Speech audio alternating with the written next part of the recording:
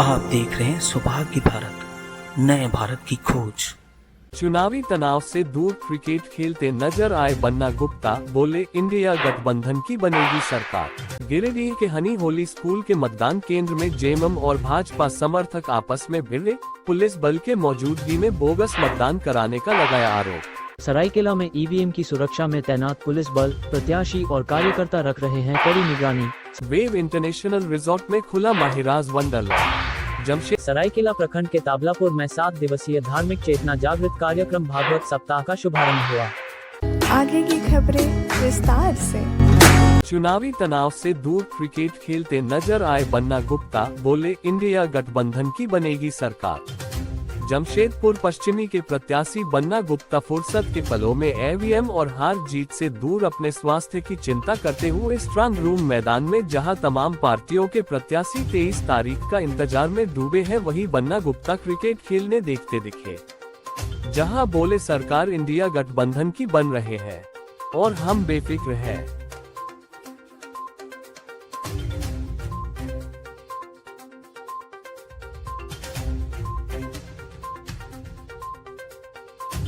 कि भाजपा का भी विकेट इसी तरीके ही गिरेगा। वो अनुभव लग रहा है, खाली टाइम में कोऑपरेटिव कॉलेज में क्रिकेट खेल रहे हैं।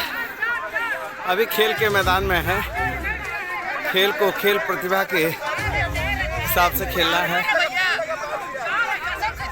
अभी खिलाड़ी की भूमिका में हूँ, जब टेंट में बैठूंगा राजनीतिक भूमिका में रहूंगा। गिरिडीह के हनी होली स्कूल के मतदान केंद्र में जेएमएम और भाजपा समर्थक आपस में भिड़े, पुलिस बल के मौजूदगी में बोगस मतदान कराने का लगाया आरोप।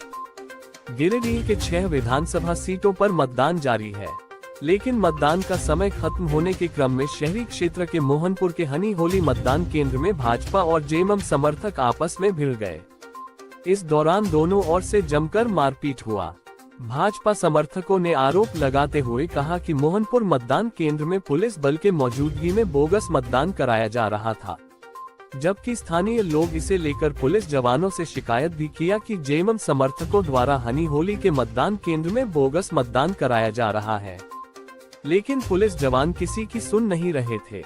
इस बीच जानकारी मिलने के बाद भाजपा समर्थक जब पहुंचे और बोगस मतदान कराने का विरोध किया, तो जेएमएम समर्थकों ने धक्का मुक्की शुरू कर दिया। इसके बाद दोनों ओर से पल भर के लिए मारपीट हुआ, लेकिन जानकारी मिलते ही पुलिस अधिकारी वहां पहुंचे और दोनों दल के समर्थकों को शांत कराया। मतदान संख्या 15 का है, जिस पर कि लगातार फॉल्स वोटिंग अल्पसंख्यकों के द्वारा, अंडर एज लड़कियों के द्वारा वोटिंग करवाई जा रही थी और मना कर हमारे पोलिंग एजेंट के द्वारा उसका विरोध करने पर उन्हें गमला उठाकर मारने की धमकी दी गई और उन्हें बहुत तरह से धमकाया गया और उनकी एक न चली, तब जाकर उन्होंने बाहर सूचना दी और सूचना मिलने पर जब बाहर से विरोध किया गया तो इस तरह लाठी चार्ज करके हम भाजपाइयों को किनारे किया गया और हमारी एक नहीं सुनने वाला कोई था। सारे जेएमएम के लोग यहाँ भरे पड़े थे और भाजपाइयों को खदेड़ कर किनारे कर दिया गया, लाठियों से मारा गया और जेएमएम के जो विधायक थे अभी सुदीप कुमार सोनू, वो तुरंत चले आए और जेएमएम के कार्यकर्ता लोग इशारा करके बोल रहे थे कि इन लोग को लाठीचार्ज कीजिए, इन लोग को मारिए, ऐसे किया जा रहा था। उसका वीडियो भी है सर, बोलिएगा तो वीडियो भी हम लोग दे सकते हैं। सरायकेला में ईवीएम की सुरक्षा में तैनात पुलिस बल, प्रत्याशी और कार्यकर्ता रख रहे हैं कड़ी निगरानी। सरायकेला, खरसावां, ईचागढ़ में चुनाव संपन्न हो चुका है। सरायकेला, खरसावां, ईचागढ़ विधानसभा क्षेत्र का ईवीएम सरायकेला काशी साहू कॉलेज में बनाए गए स्ट्रांग रूम में बंद है। इसकी सुरक्षा में पुलिस बलों के तैनात है, तो वहां बड़ी संख्या में पुलिस बलों के साथ विभिन्न दलों का टेंट भी लगा है। इस टेंट में मौजूद प्रत्याशी, नेता और कार्यकर्ता ईवीएम में किसी तरह की गड़बड़ी नहीं जाए, इसको लेकर निगरानी रखे हुए हैं। चुनाव का रिजल्ट तो 23 नवंबर को ही आएगा, जिस पर प्रत्याशियों से लेकर आम जनता की भी नजरें टिकी हुई है। वेव इंटरनेशनल रिजॉर्ट में खुला माहिराज वंडरलैंड। जमशेदपुर की दलमा पहाड़ियों की प्राकृतिक सुंदरता के बीच स्थित झारखंड का सबसे बड़ा रिसोर्ट वेव इंटरनेशनल अपने ग्राहकों को आरामदायक सेवाएं मुहैया कराने के लिए जाना जाता है। राजा भाई का कहना है कि वे हमेशा कुछ न कुछ नया अनुभव ग्राहकों को देने की निरंतर कोशिश करते रहते हैं। इसी को ध्यान में रखते हुए आज माहिराज वंडरलैंड का उद्घाटन किया गया है। इस 5 साल तक के बच्चों के लिए खुलने वाले किड्स गेम जोन का उद्घाटन राजा एवं रवि भाई की 6 महीने की पौत्री माहिरा के द्वारा किया गया। उद्घाटन